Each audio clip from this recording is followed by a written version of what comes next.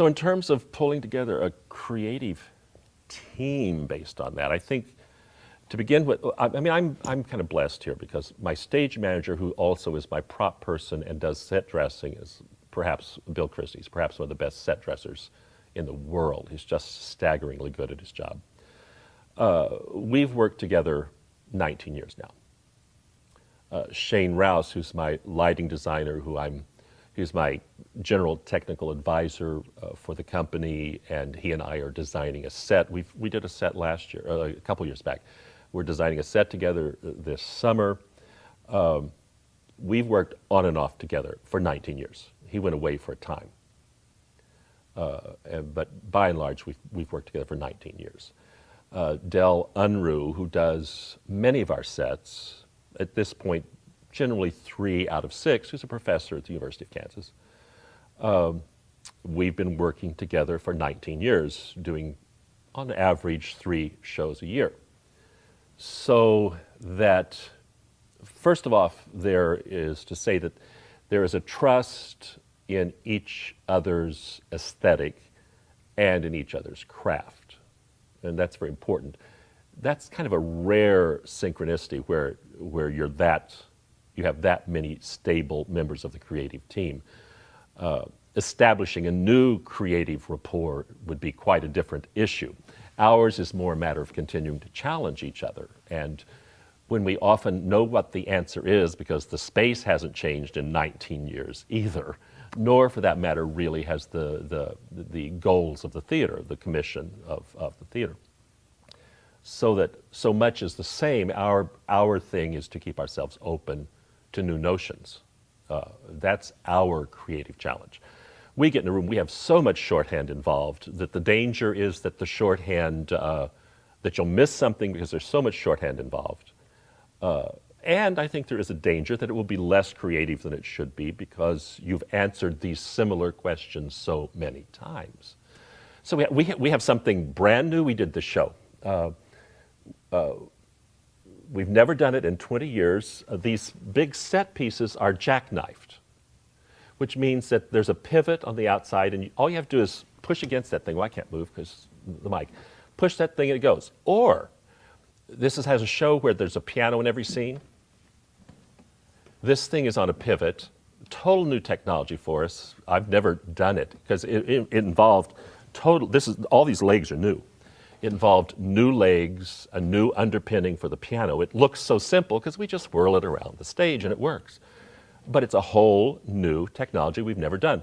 What it does, though, is allow, for example, the piano can be in this position for one scene, then it goes 180 that way for a traditional concert position, and it goes onto a severe diagonal for a recording studio scene, which allows, without having to shove a piano across stage, which would have involved probably a whole dolly, it allows us to just spin it around, and truly you can do it with one hand. It's wonderfully accomplished, but it's like none of us has ever done this before. 20 years later, there was a new challenge. That's part of the box. That's a part of the demands. There was a new challenge, which is if you want a different ground plan for each of these scenes, the piano has got to move somehow.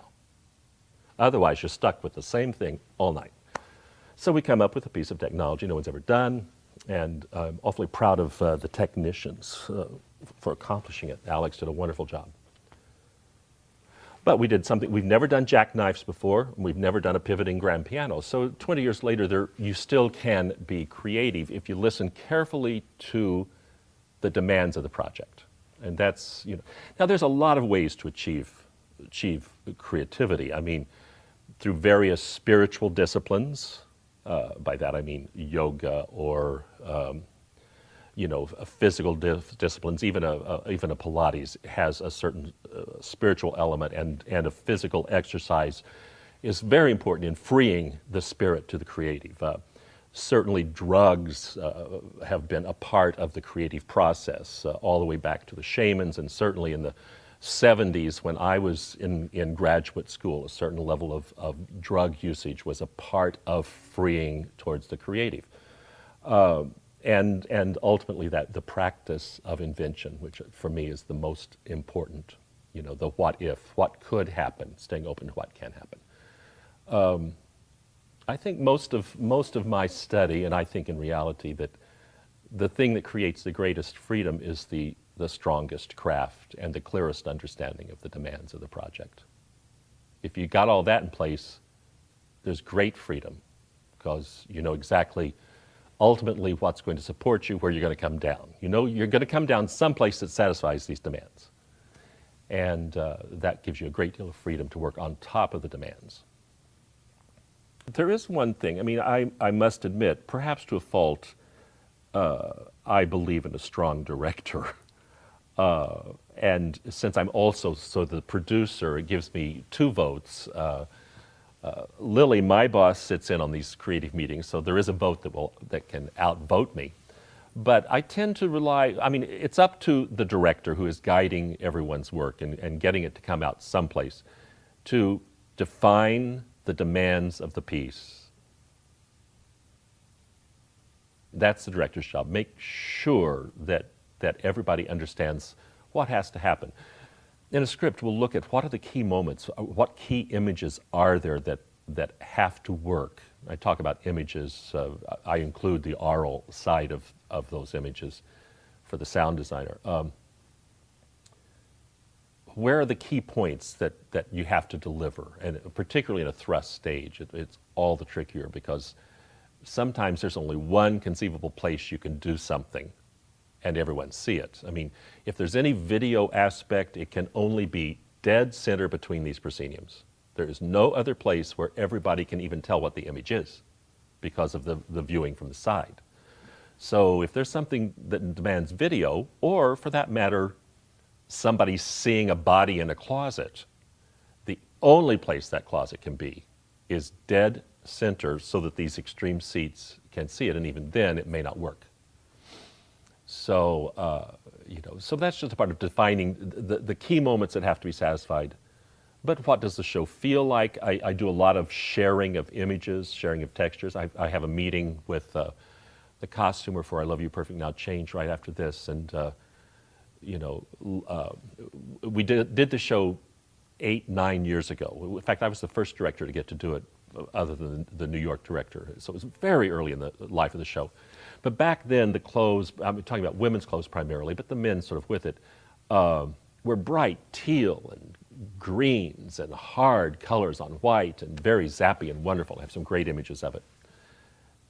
Those colors don't exist today, 8 years later. I mean, they're there, but the palette, we've been looking at palettes. Lily calls in a page at Land's End that has a palette on it of some sort of sweater that goes, okay, here's a palette that works. So we tend to share a lot of palettes from commercial sources. It keeps us contemporary. And then working with that palette, everybody can then start to say, okay, the set will choose these undertones. The costumes can take the top tones of the palette, and that palette starts to spread out and guide our work. So we share images. We share images. We share colors. A sound person will bring me sounds to listen to that in this case Donna Miller's doing our work now, and she's wonderful. But she'll bring me a palette of sounds that sound like the show, and you listen to those and see, okay, what in there? Oh, that's how the show feels to me. And I may find it on my own. Visually, I tend to find things a lot on my own. I'll often come to a meeting knowing a little more than a director should, particularly in terms of visuals. I'm very strong visually. I'm not so good with sound. In fact, Lily, my boss, is very strong with sound, and so she tends to listen more carefully than I do. While I'm worried about how it looks and where it is and all of this, she tends to be listening better than I am, and so she leads out that and helps out a great deal, and she's willing to do that.